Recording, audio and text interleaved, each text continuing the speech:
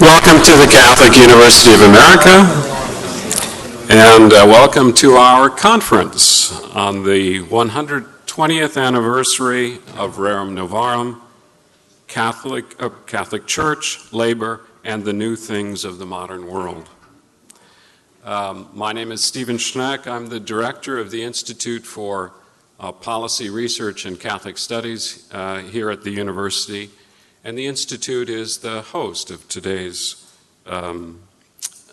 events. The Institute studies, by the way, contemporary public policy from the perspective of the university's mission. At this time, I'd like to invite Father Anthony Pogorels to begin our considerations with an invocation. Father Pogorels?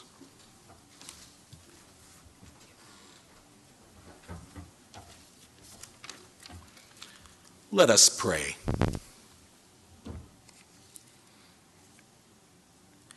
If the Lord does not build the house, in vain do the builders labor. We gather today to contemplate the house you have built, O God. It is a house that shelters the lowly and provides a place of comfort for those who labor and are burdened. It is a place of teaching, where we learn that the true worth and nobility of men and women lie in their moral qualities, and that all are called to strive to live out the virtues of justice and charity. It is the house from which we are sent forth to bring good news to the poor, freedom to captives, and joy to the sorrowful, to lend comfort to the afflicted, and to trouble the comfortable. Contemplation of your divine house, says your servant, Pope Leo XIII, cannot fail to keep down the pride of the well-to-do and give heart to the unfortunate, to move the former to be generous and the latter to be moderate in their desires. Thus the separation which pride would set up disappears, and rich and poor join hands in friendly concord, for they will understand that all are the children of the one God, and that all alike have the same destiny, inheritance of the kingdom of heaven. We pray that this scheme of duties and of rights, which is shown forth to the world by the gospel, will penetrate society, put an end to strife, and that people of every race, language, and way of life may share in the one eternal banquet with Jesus Christ, who is Lord forever and ever. Amen.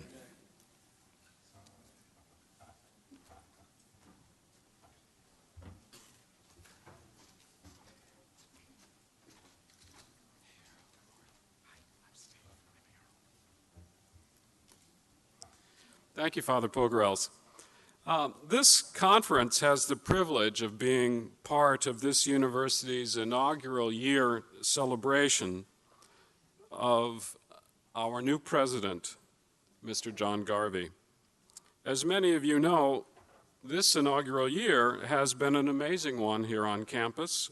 Explored at length, for example, is the very idea of a Catholic university itself. And we focused especially on the ground that virtues play for the life of the mind. So the Institute is especially honored to begin this conference by inviting President Garvey to make a few opening remarks. President Garvey.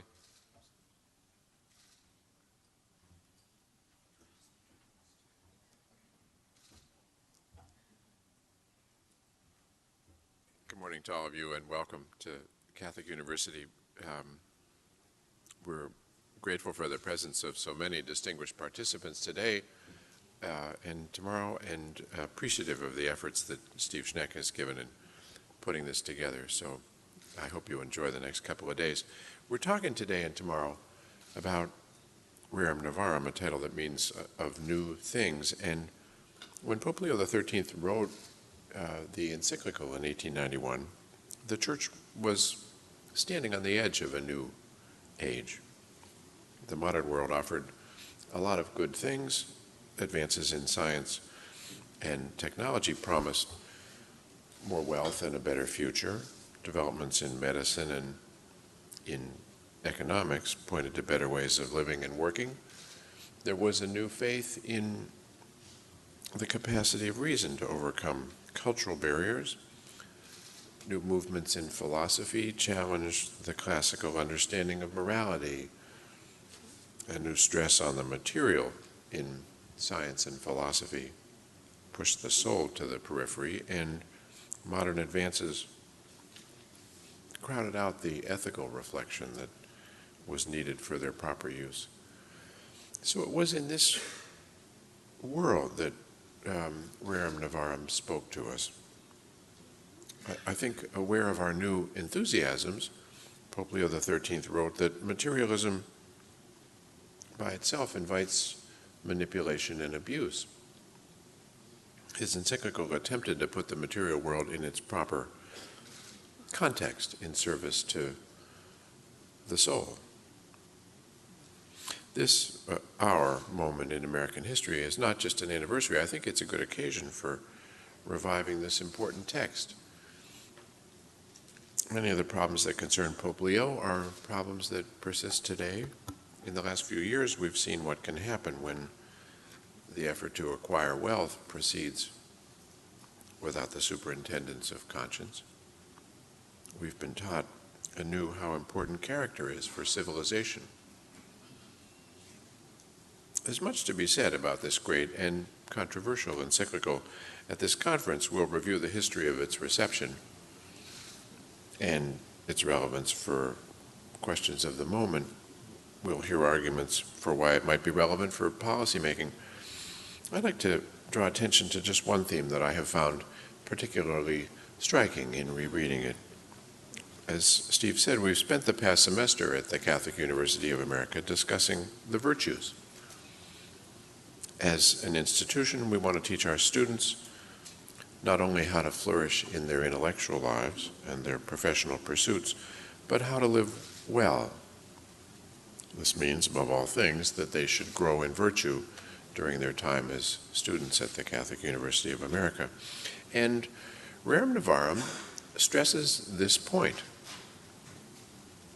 While we are material beings, it observes, we are also spiritual beings. The modern world too often ignores or obscures this fact. The encyclical identifies this modern heresy and warns against its allure.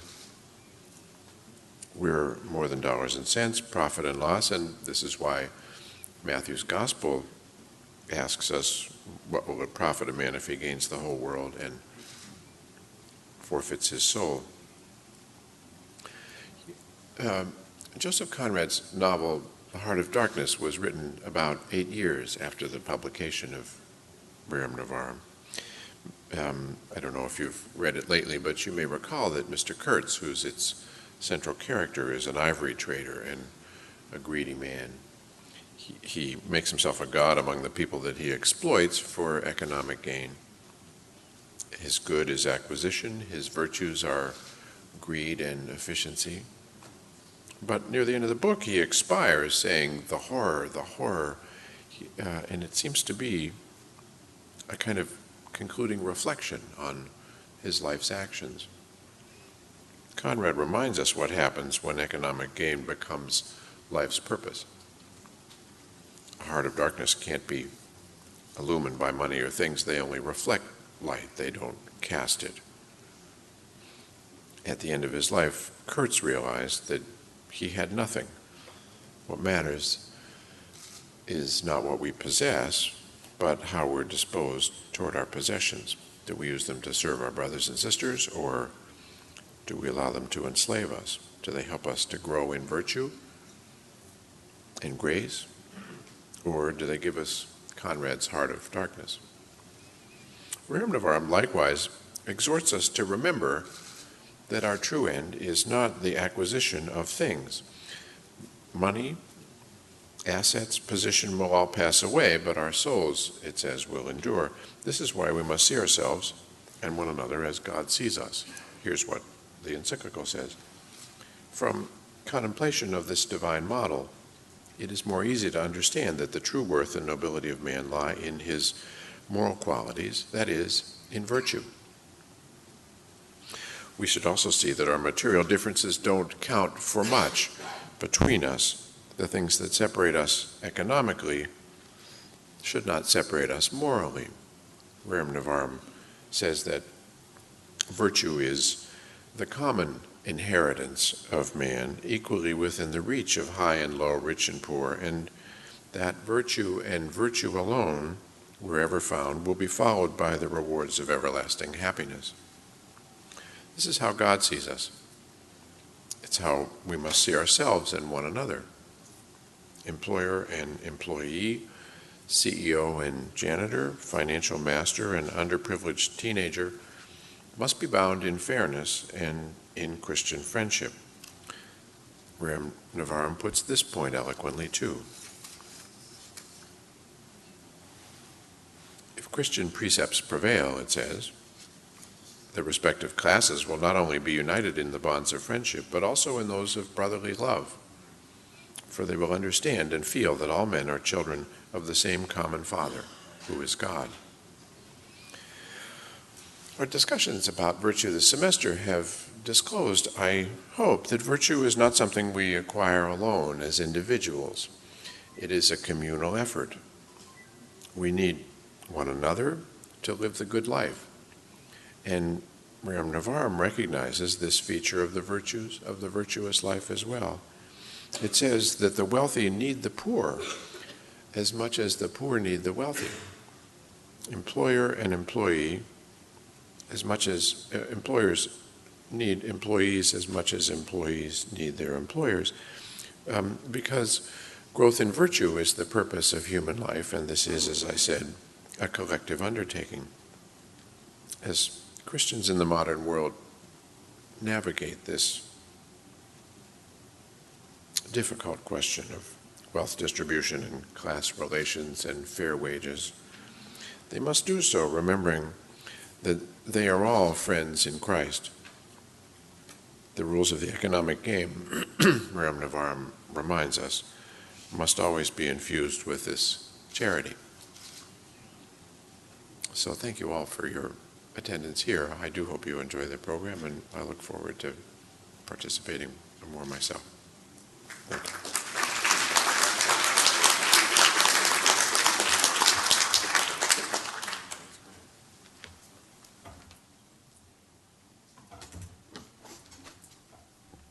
Thank you, President Garvey. Before we begin our panels, I'd like to give everyone an idea about how it's supposed to work today. We've organized our panels a little bit differently than what you might find at many academic conferences. We've organized them in such a fashion to minimize presentations and to maximize opportunities for discussion. The room, we know, is already filled with professional expertise, critically important real-life experience, people involved in policymaking and fieldwork, academics with high-altitude perspectives. So in other words, it's a room filled with people who should be really talking to one another. That's what we hoped to accomplish. So we don't want lectures or talking points today, but what we want are real questions and thoughtful reflections. With that in mind, let me introduce our first panel, and let me say what an absolute honor it is to have these three panelists with us this morning. I'm not sure any of them need an introduction to this audience, but let me say a few words about each, and then let them have at it. First in the center, interesting,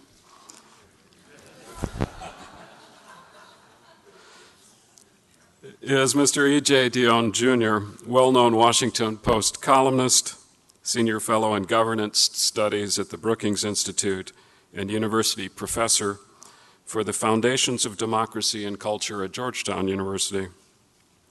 He was educated at Harvard and at Balliol College at Oxford, where he was a Rhodes Scholar and received his D.Phil in sociology.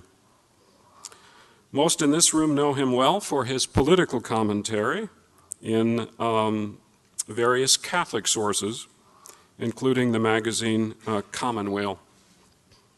He's author of several books, and let me just mention my two personal favorites. First, his prescient and savvy 1991 analysis of the polarization of the American public square, entitled Why Americans Hate Politics.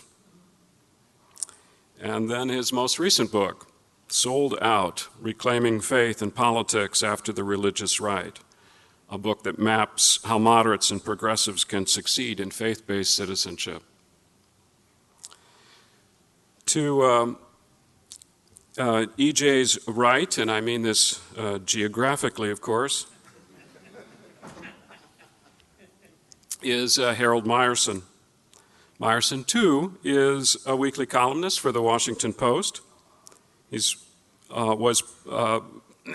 also editor-at-large for the American Prospect and has written widely, of course, on topics of American culture, American politics, public policy, and labor for magazines like The New Yorker, Atlantic, The New Republic, and The Nation.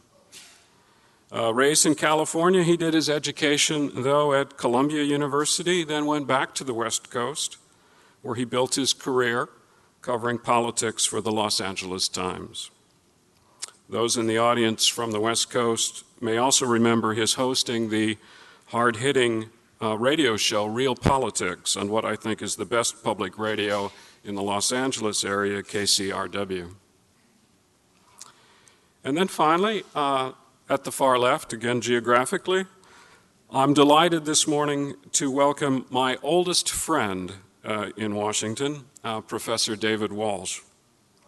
Raised in Ireland, David did his doctoral work in political philosophy at the University of Virginia. He came to the Catholic University of America the same year I did, in 1984, and has since published or edited 9 books on political theory. David's theoretical endeavor has been to discover and to refresh the religious foundations of modern political, societal, and economic institutions. An extraordinary scholar, and as you're about to see, a witty conversationalist. From among his many books, the two that have been most important for my own thinking are his 1990 study, After Ideology, Recovering the Spiritual Foundations of Freedom, and his most recent book, The Modern Philosophical Revolution, The Luminosity of Experience, which I recommend to you all as a masterpiece. So, David, E.J., Harold, who'd like to go first?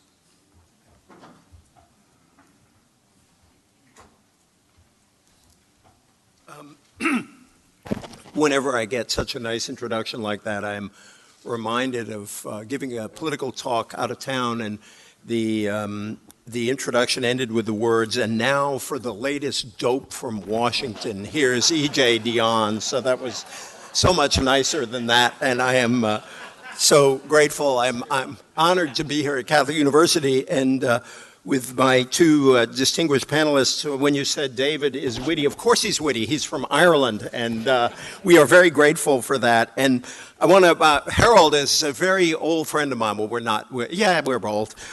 He's been my friend for a very long time, but I'm going to out him today on something.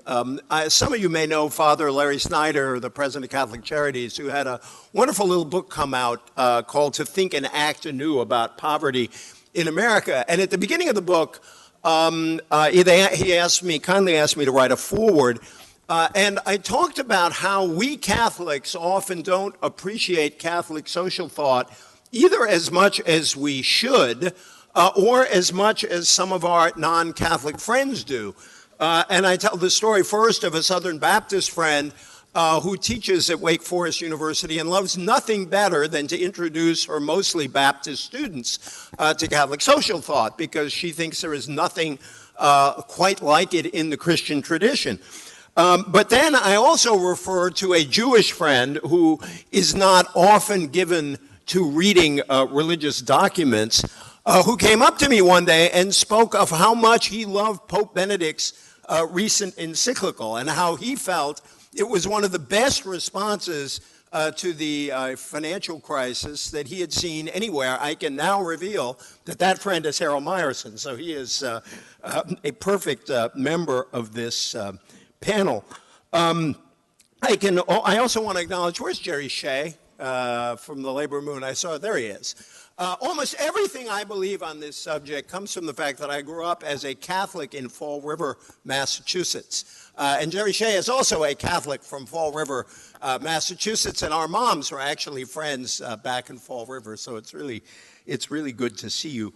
One other thing I have to say is I do wish Monsignor George Higgins were here today, and I think we cannot have a discussion like this without remembering Monsignor Higgins. I realized this morning that Monsignor Higgins passed from this world on May 1st. Now, what an appropriate day for God to call Monsignor Higgins into heaven. It's the day many countries set aside to honor labor, and that the Catholic Church, as you know, designates as the feast of St. Joseph the Worker. If Monsignor Higgins had been there when that famous carpenter was looking for a place to spend the night with his pregnant wife, George Higgins would, of course, have taken the family in, but he would also have handed Joseph a union card, told him he deserved better pay and benefits, and insisted that no working person ever should have to beg for shelter. That was our friend Monsignor Higgins.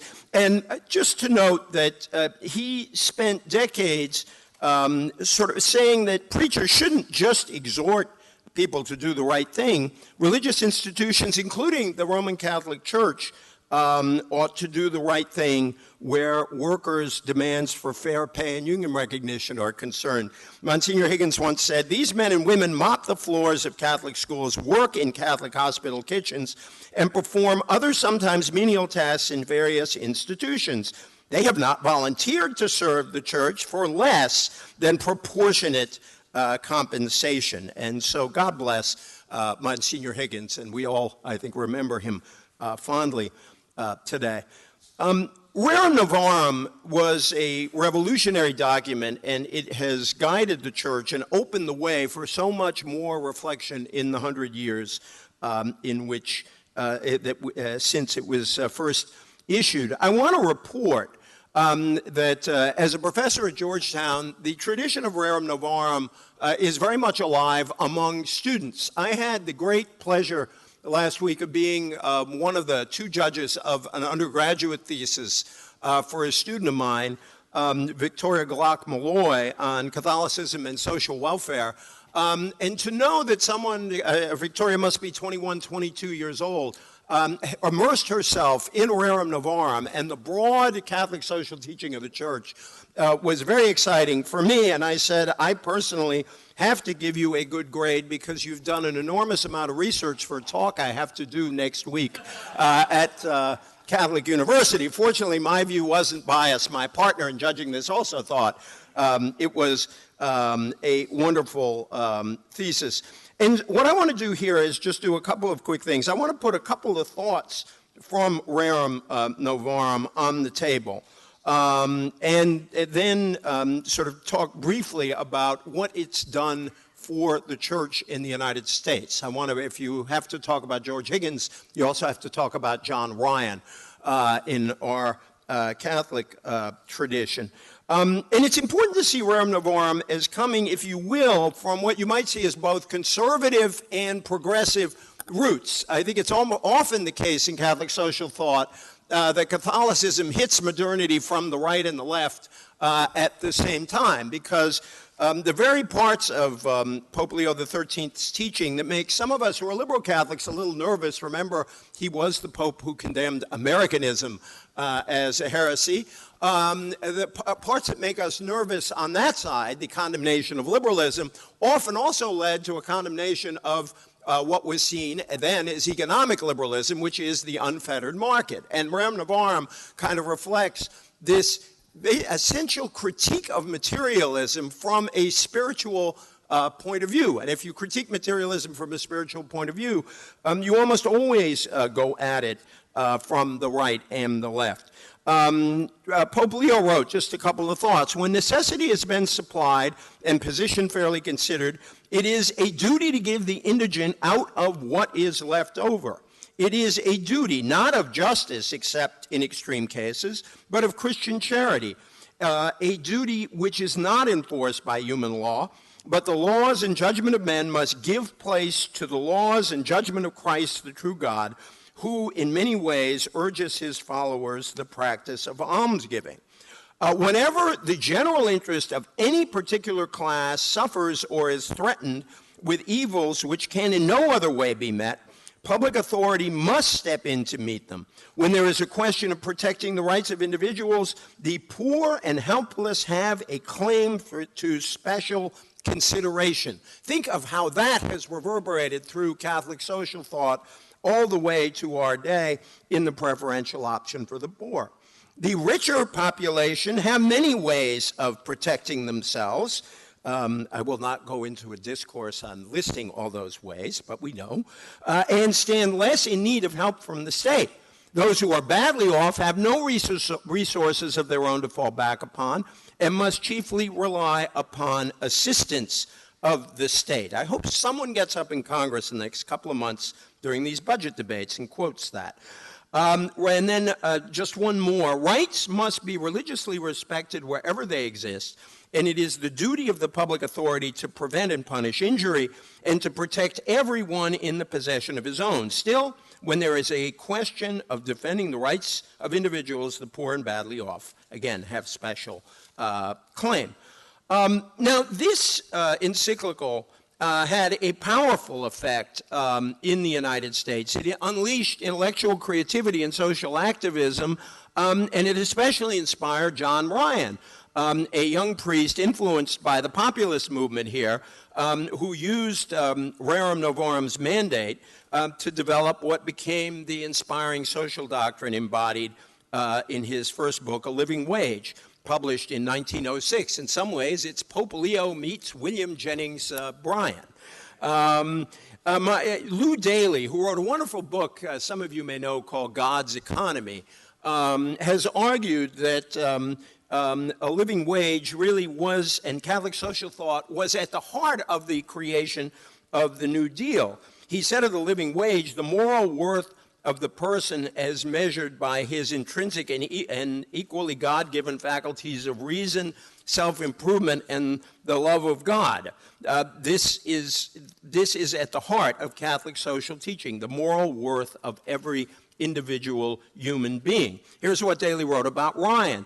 He regarded the wage system skeptically, even despairingly, for its separation of workers from the productive resources that could best secure prosperity for themselves and their families. But Ryan strongly supported strategies to give workers a stake in the appreciating wealth of industry, profit sharing we would call it. But they did not draw a line against wage labor in principle. Instead, they argued, as Ryan put it, that human needs constitute the primary ethical title or claim to material goods, and that this standard that the human beings had a right to the basic needs for the satisfactions which safeguard a reasonable life, as measured by the faculties of self-improvement that all human beings share. God created the earth for the sustenance of all his children. Therefore, all persons are equal in their inherent claims on the bounty of nature. Ryan, in turn,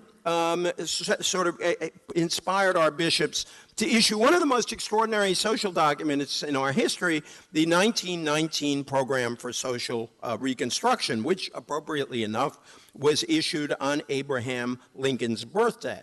It proposed a program that contained, as Daly wrote, a set of immediate reforms, including the establishment of a legal minimum wage, public housing for workers, labor participation in industrial management, social insurance for illness, disability, unemployment, and old age pensions funded by a levy on industry. Some people might say those bishops were a bunch of socialists, although actually they were simply Christian Democrats, with a small d, I should say, in the spirit of the nonpartisanship of a university. It also urged more fundamental reforms for the future, including, get this, worker ownership of capital, universal living wages, and the abolition and control of monopolies. And I want to just quote that document's commentary on The Capitalist. This is what our bishop said. He needs to learn the long-forgotten truth that wealth is stewardship, that profit-making is not the basic justification of business enterprise, and that there are such things as fair profits, fair interest, and fair prices. Above and before all, he must cultivate and strengthen within his mind the truth which many of his class have begun to grasp for the first time during the present war, that would be World War I, namely that the laborer is a human being, not merely an instrument of production, and that the laborer's right to a decent livelihood is the first moral charge upon industry. The employer has a right to get a reasonable living out of his business, but he has no right to interest on his investment until his employees have obtained at least living wages. Again, these are our Roman Catholic bishops. This is the human and Christian in contrast to the purely commercial and pagan, that's the way the bishops put it, ethics of industry. Now, maybe it's too much to argue that this document became a blueprint for the New Deal, but as you go through that list, it's hard not to think of the bishops as prophets of the New Deal, and certainly FDR felt that way about John Ryan. He once said in the celebration of Ryan's birthday, "With voice and pen, you have pleaded the cause of social justice and the right of the individual to happiness through economic security, a living wage, and an opportunity to share in the things that enrich and ennoble human life." With these words, as my friend Lou Daly pointed out, the president really offered a rough draft for his famous second Bill of Rights.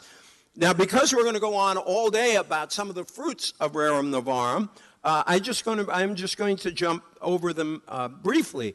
There are Pope John the 23rd's two great encyclicals. I want to urge everyone to join my campaign to make John the 23rd a saint subito. It's not just my campaign.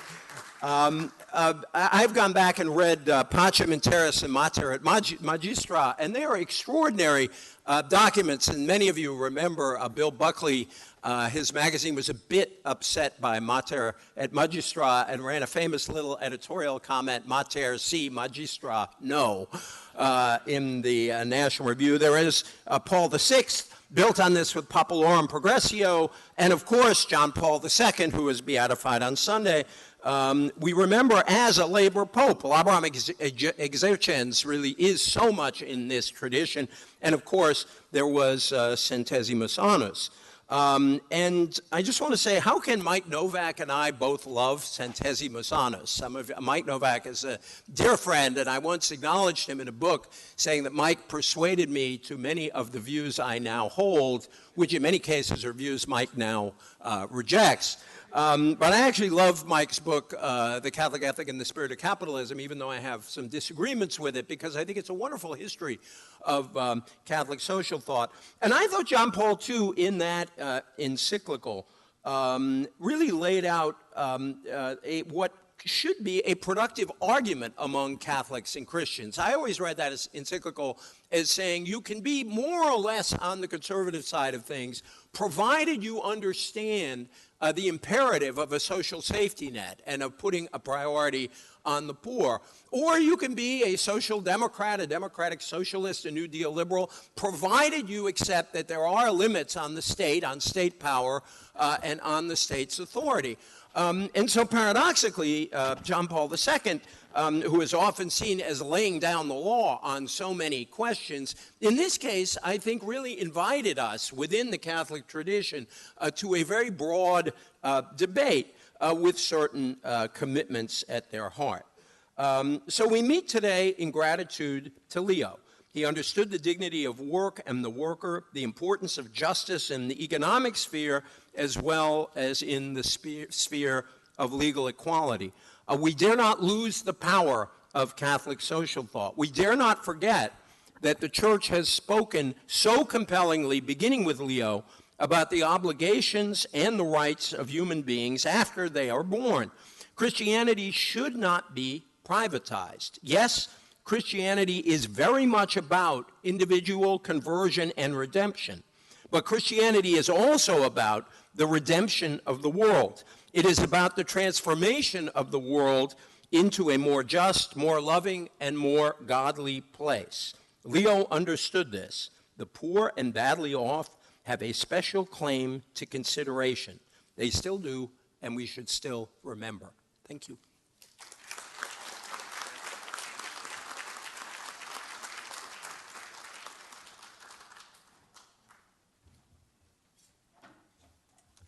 Well, thank you. EJ's kind comments about me to the contrary notwithstanding, I feel today that I am here less under false pretenses than under no pretenses whatsoever, given what I know about Catholic doctrine and so forth. I am one of those social democrats who meets on this shore here of common sense of morality and moral outrage. Although I must say, my mentor, the person I sort of hung with and learned from in lieu of going to graduate school, was perhaps one of the most prominent former Catholics of the 20th century, that being Michael Harrington, who it was my just great luck and pleasure to work with throughout my 20s and into my 30s. I must say, Michael actually, having left the church and having worked with Dorothy Day and then having left the church, had, in one way, an interestingly retro view. He loved church ceremony and ritual exactly at the point he left it. And when it modernized and changed, it ran against his fond memories. And so that was one of Michael's contradictions. When I say that I'm here under no pretenses whatsoever, let me begin with a confession. I have had in my life, other than a few mumbled comments to EJ, only one sustained discussion about Rerum Novarum, and that was while covering the 1996 presidential primary campaign of Pat Buchanan. And this discussion occurred on the improbable day when Pat Buchanan received his one and only endorsement from a local union. It was an operating engineers local in Chicago, whose organizing principle essentially, it certainly wasn't Catholicism, it was whiteness. And Pat rolled into the Union Hall and was greeted by some members and some local union officials. We were taken into the local president's office, and this president apparently had the means to take many African safaris, since there was all kinds of stuffed, I mean, you see deer and moose and elk on people's walls. He had a stuffed giraffe.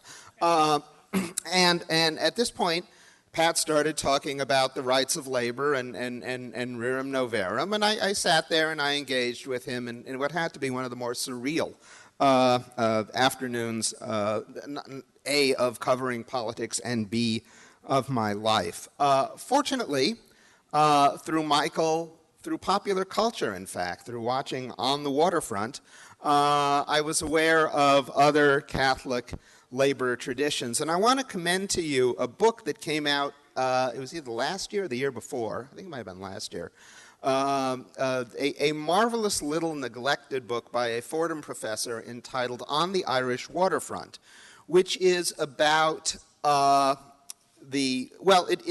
begins referring to the movie and to the Carl Malden character in the movie. You will recall Carl Malden plays the priest who tries to clean up the corrupt waterfront business labor nexus and becomes sort of the conscience which is eventually implanted into Marlon Brando. And there's one point where Karl Malden, after a guy is killed on the docks, gives a little talk saying, Christ is in the shape-up. He's here. And this was taken pretty much verbatim by the screenwriter, Bud Schulberg, the tradition of secular Jews, drawing on this tradition, from the real waterfront priest who was trying to clean up the waterfront, a guy named Father Pete Corrigan, who battled the corruption in the East Coast Longshoremen Union, and who really was a force, though never quite enough of a force, to clean up the waterfront. And as the book details, he and there was a Mr. Big who actually owned much of the waterfront and functioned as well within the Catholic Archdiocese of New York. He and that fellow had a number of collisions, but it's a wonderfully instructive book. I recommend it to you, and also for what it writes about the Xavier Labor College in New York at the time, which was turning out priests and Catholic activists in the mode of Father John Ryan. I should also note that part of this tradition goes to the alliance of the rising industrial unions of the 1930s, the CIO unions, with various figures in the Catholic Church. You go back, if you really want to get into the nuances of this, the CIO in its conventions, which initially were annual conventions, always was very clear on the need to have Catholic priests doing the invocations and benedictions. That's who many of their members were, and they placed a lot of stress on that. Particularly, this is significant at a time when sort of the popular, when you have, as EJ said, Monsignor John Ryan articulating this kind of Catholic New Deal ideology at the same time that Father Coughlin is promulgating other doctrines on his radio show. I should mention that when I was covering the Buchanan campaign, I was in Michigan and then Illinois, and I had an hour or so off as Pat was passing through Detroit, so I went up to the Church of the Little Flower. It seemed the appropriate place to be while covering Pat Buchanan. Mainly what I want to say here draws not on my non-existent expertise on the Catholic Church and on Catholic doctrine, but on what I have seen covering labor over the last 20 years, and particularly in covering labor in California, where I spent most of my life until I moved here in 2001. Of course, everyone is familiar with the rise of the farm workers and their close alliance with a number of figures in the Catholic clergy as they staked a moral claim on the conscience of Americans, not only in California, but through their boycotts in major cities across the country.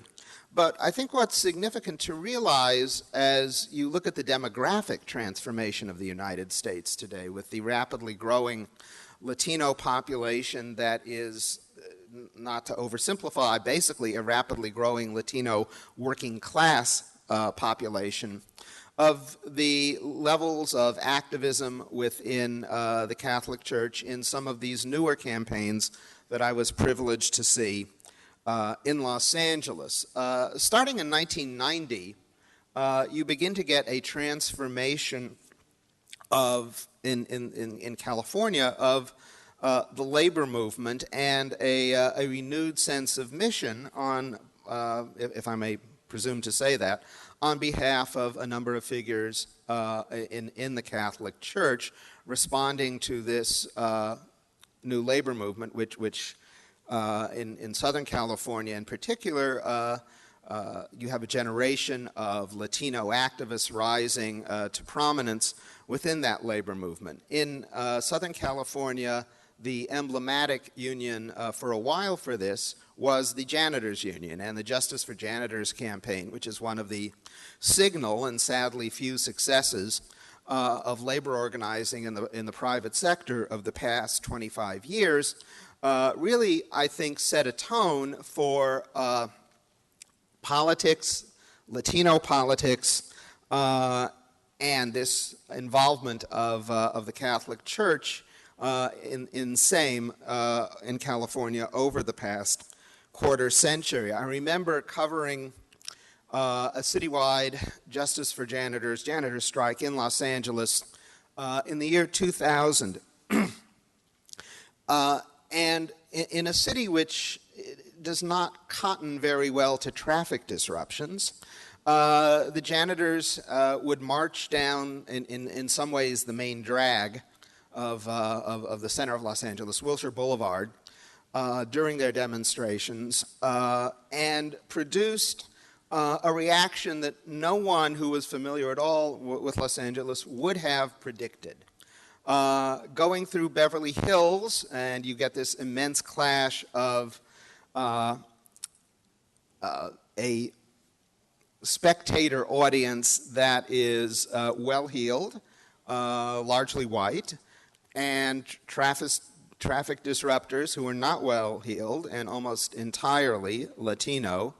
And I think either some primal guilt or moral sense was evoked by this collision.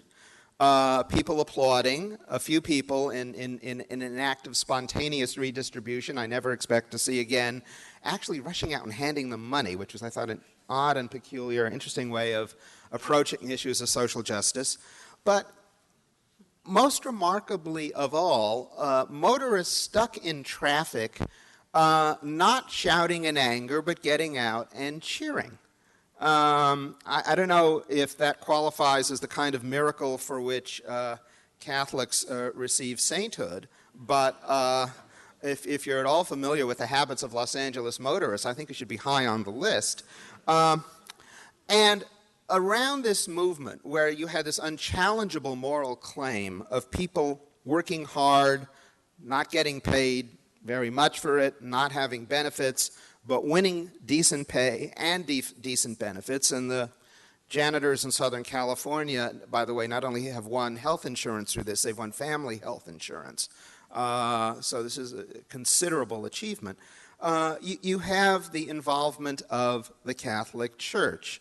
The recently retired, due to age, Archbishop of Los Angeles, Cardinal Roger Mahony, was, I think, an interesting test case, as I was watching him throughout these years, of a Catholic leader who was responding and doing more than responding to the kind of challenge and opportunity that this upsurge of demographic change and working class assertion produced in Los Angeles. And there's this interesting confluence in the church between the assertion of the rights of immigrants and the assertion of the rights of workers. And I think Cardinal Mahony has played a rather exemplary role in bringing those two together. Today in Los Angeles, whenever labor groups want to hold an indoor meeting, they go to the new cathedral in downtown LA. That is their point of reference. That is where they meet. And the cardinal's advocacy of both immigrant rights and worker rights in the Los Angeles area has produced a bond which I believe, speaking in a totally political, secular way, has strengthened both the labor movement and the Catholic Church. In some ways, the Catholic Church understands that it is in some level of competition with other Pentecostal with Pentecostal churches, not other Pentecostal churches, for the allegiance of much of that immigrant community. And I think Cardinal Mahony's response to that has been both shrewd and exemplary. There is also the tradition which I get from my great former Catholic mentor, Michael Harrington, of calling attention to the invisible poor.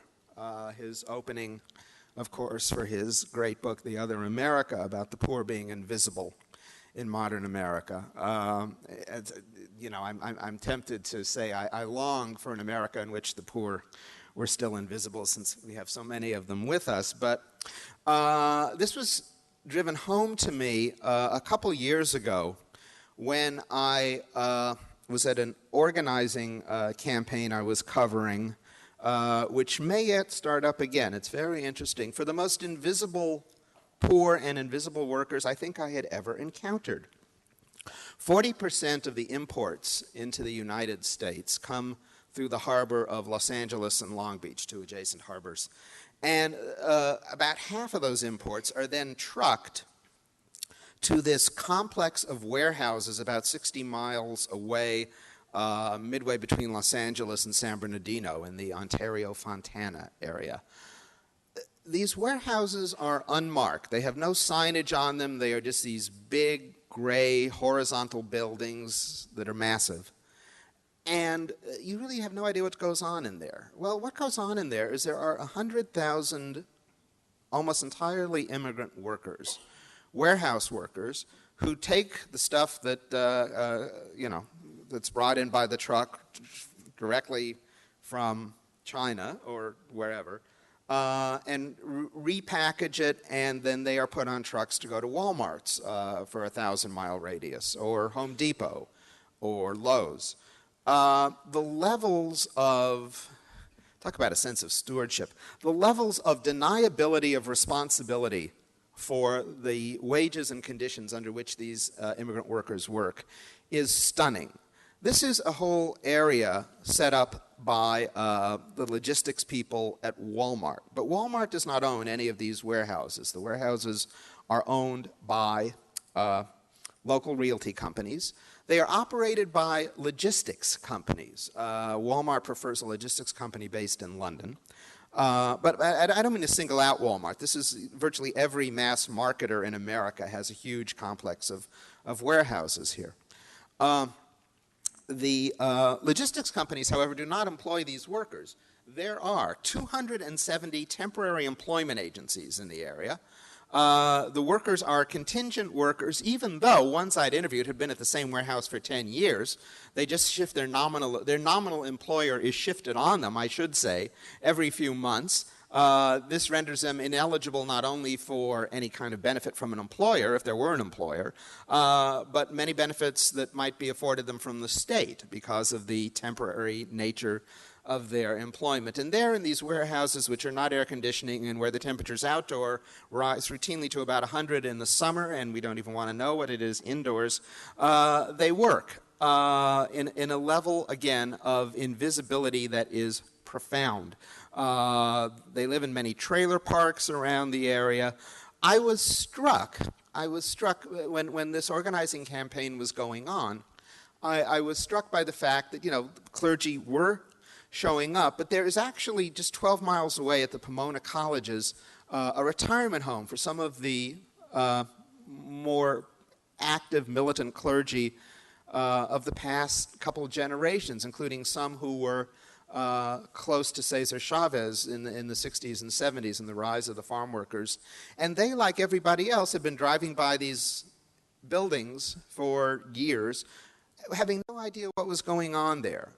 So the invisible poor are still with us, and I still think present a challenge, in many ways less a challenge of commitment and faith, because once the existence of these workers such as these becomes known, it's clear what the response of many in all faith communities would be, but a challenge simply of awareness. It is still easy for the poor to be invisible in the United States.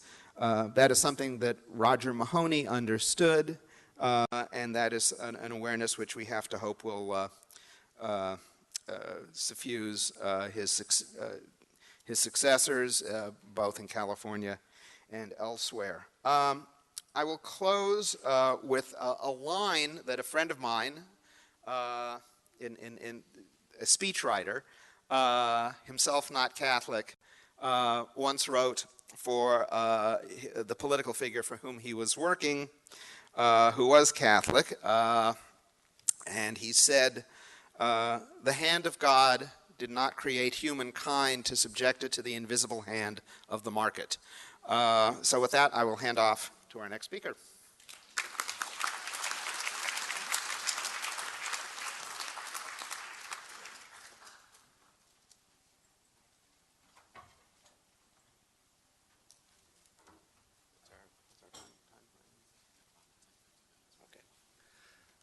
Well, good morning.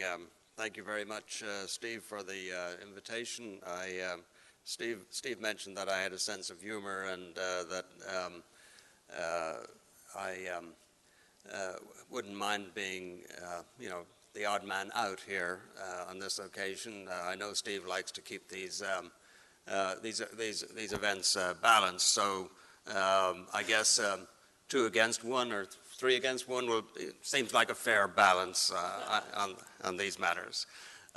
He also suggested that we keep our presentations short, and since I really just scrambled mine together in the last couple of days, you won't have any worries on that score. And I do agree with the general ethos here of opening this up to discussion. So I thought what I would do in the few minutes that I have is a little bit different from the other 2 speakers. I'm not going to make a response or a case. There isn't really an issue, I think, to engage in debate, but to perhaps sketch what I think is a sort of larger context for Rerum Novarum that might be worth thinking about. Just the very fact that we have this you could say tradition of celebrating Rerum Novarum on these anniversary years, and that popes over the years, beginning with Pius XI in 1931 with Quadragesimo Anno, began this custom of reminding us about Rerum Novarum. It's worth noting that this was just one of many encyclicals that Leo XIII issued.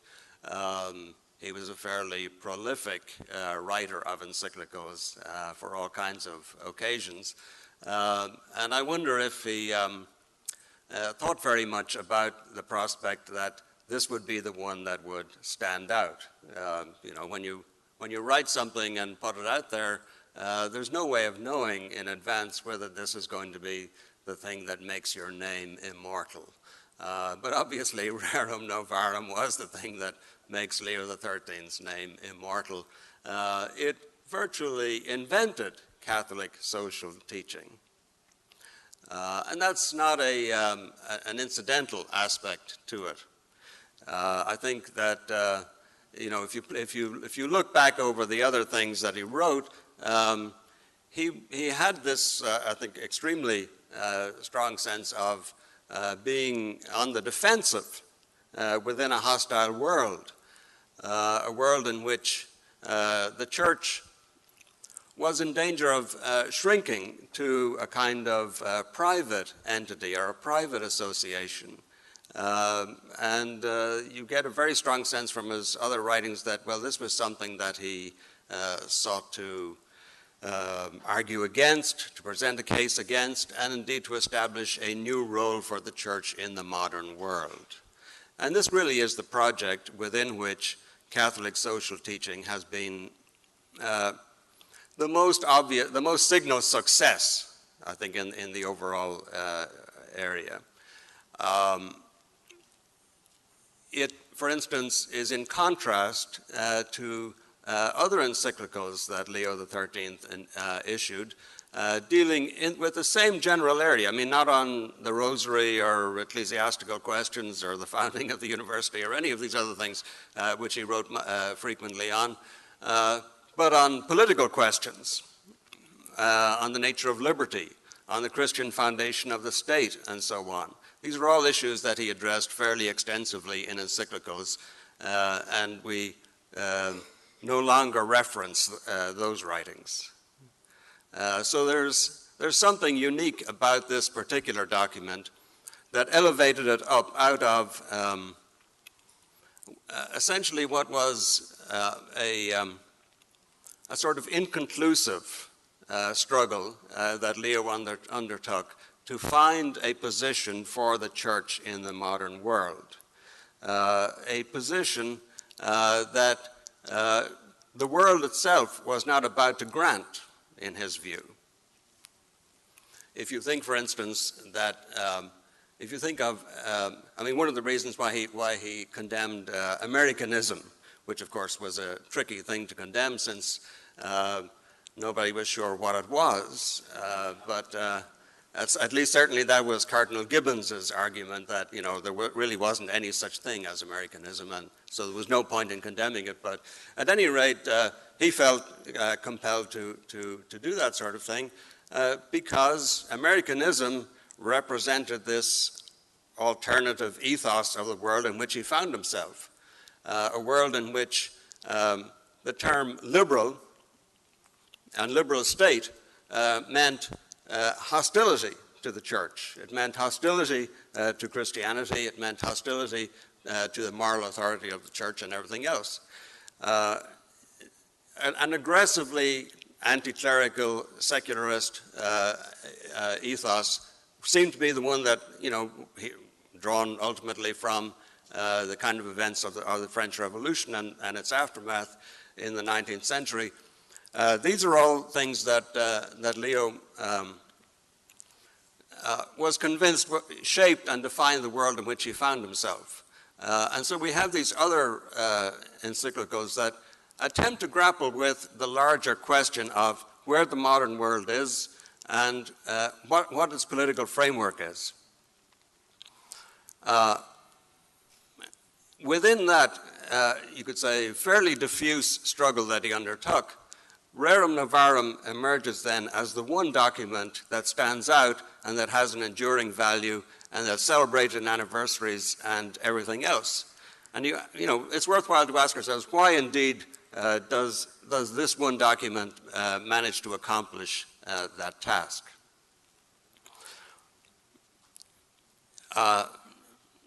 The term that's applied, of course, is that this is the social teaching of the church. And this suggests that the church doesn't